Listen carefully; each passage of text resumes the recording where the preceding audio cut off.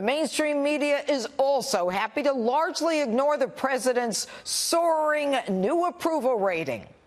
They're also playing down America's record-setting economy. The unemployment rate is now an incredibly low 3.9%. Joining us now with more is counselor to the president, Kellyanne Conway. Good evening, Kellyanne. Good evening. Thank you for having me, and congratulations on your bestseller book. Amazing. Thank you, Kellyanne.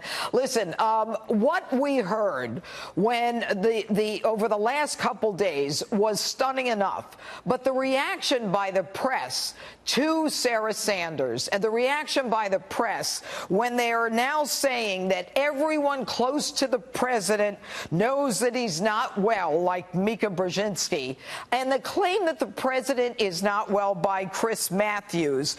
Do they really think those 10,000 people cheering in Pennsylvania in Wilkes-Barre were stupid and couldn't figure out if this president were smart with the program or not with the program? Well, that's the thing, Judge.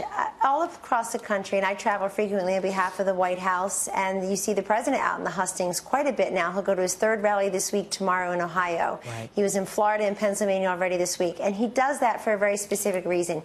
He takes the case directly to the people, cuts out the middleman, and let's face it, the middleman doesn't like it. Cuts out the middleman when he communicates with all of us at the very same time what's on his mind at any given moment through his vast social media platform, cuts out the middleman. And I don't want to lose sight of how much affection and appreciation there is in this country for this president and his policies. Yeah. People know, they feel, and they're living exactly what you just said. A booming economy. The predictions were doom. The reality is boom. And people know it. I went through the crowd last night in Pennsylvania. They are there because they are appreciative of having options in this job market. They're appreciative of having more money in their pockets and their bank accounts. It gives them freedom and confidence and buoyancy. And it won't matter who tells them that that's not the truth. If they see it in their 401ks, they see it in their paychecks, they see it in their home values. The other thing is, I know there's a lot of hand-wringing about, are the media biased and this, that, and the other. I mean, is the ocean wet? But the fact is that the bias of selectivity is the one that I've been talking about since the campaign, certainly through the transition administration, and it's this. You can look at bias coverage, but I think what's really harming America is what I refer to as incomplete coverage.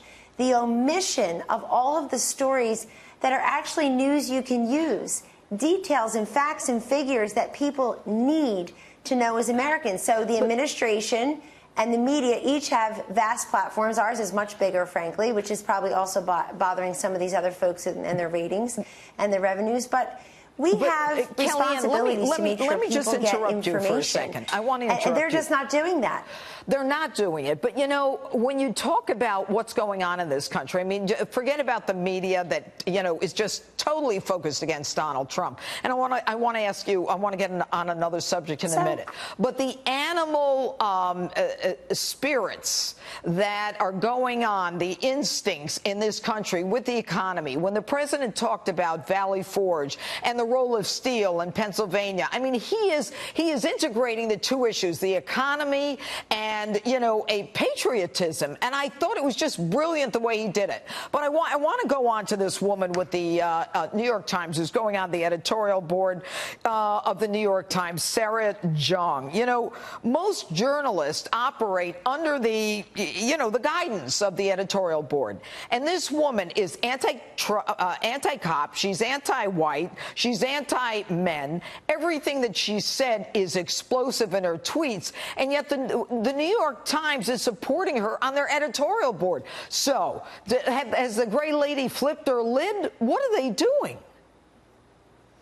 Well, it's a little shocking that the bias with this particular writer would be so flagrant and blatant. I mean, usually they try to hide it a little bit better. I'm surprised she still has a job, only because you can't say on the one hand, Janine, that this is an opinion writer, she's just expressing her opinion. On the other hand, you and I can sit here with hardly even thinking about it and come up with 12, 15, 20 instances where people lost their jobs over as much, or frankly, Less than that, less than that. And everyone knows it. And I do want to shine a light, in case the viewers and the listeners missed it, on Mark Caputo, a writer at Politico, who I knew years ago. I used to do polling for the Miami Herald and the Tampa Tribune at the time. I knew him years ago in Florida as a reporter. He now reports for Politico. He referred to the Trump supporters in Florida as, if you put them all together, you would have a full set of teeth. He said that. And then when people attacked him and asked him to retract that on social media, he said, he doubled down on it and said, oh, did I hurt their feelings? He called them garbage people. And then he said, did I hurt the garbage people's feelings? Let me go get a fainting couch. He still has his job. So this is the level of discourse. And let me tell you something. Not everybody in the media is the same. Not everybody in the industry is the same. Right. But there is this growing sameness within what is covered and what is excluded from the coverage that is harming. But it's just shocking to me that these people still have a job in what is called reporting. It's not shocking to me that the media have about a 17% approval rating. Theirs is going down, staying the same, where the president's is actually rising, as you said. And to not cover the repatriation and the Vice President of the United States, Mike Pence, meeting our fallen heroes as their remains came to Hawaii this week from North Korea. That is derelict of duty for anybody who calls themselves a reporter. They should stop talking about themselves mission, and stop lecturing us and start covering the news. Is about trashing the president and trashing the people who elected him president, and that's dangerous. But when you hear about George Soros coming in, it won't. We lived through a campaign. It won't work. You know what? We prefer positive candidates in this country. Since 1960, all the way through 2016, with the exception of 1972, this electorate has always chosen the presidential candidate who they saw as more positive, Let me ask optimistic, and just sunny. So knowing what you know and all the stats that we have, and the president first term, historically, his party loses midterm. What do you think is going to happen in 2018? You're the pollster here. Well, we know that, sure, we know the historic numbers. We know that Obama lost 63 seats. That was a shellacking. Clinton lost 54 seats in control of the House. But they had also taken actions that were outside the mainstream. They didn't give historic tax cuts, historic deregulation, try to bring peace in dark corners around the world. So you see it coming out differently for this president? Well, I do, and I'll tell you, I do. We can't. The one thing that we're up against that we cannot control are 42 Republican House retirements. That's devastating. Yeah, that But this is a president that doesn't follow the trends. He makes new trends. He doesn't repeat history. He's made history, and he will be out there doing his level best, as will the vice president. So you and think even those he's of us on the make B team history in the midterms? Go out there. All right, Kellyanne Conway, thanks. Absolutely. And by the way, nobody's predicting 60 seat losses. Have you noticed? They're not doing that. And I think we'll pick up in the Senate as well and get Brett Kavanaugh on the Supreme Court. Thank you. All right, Kellyanne, you got it all in.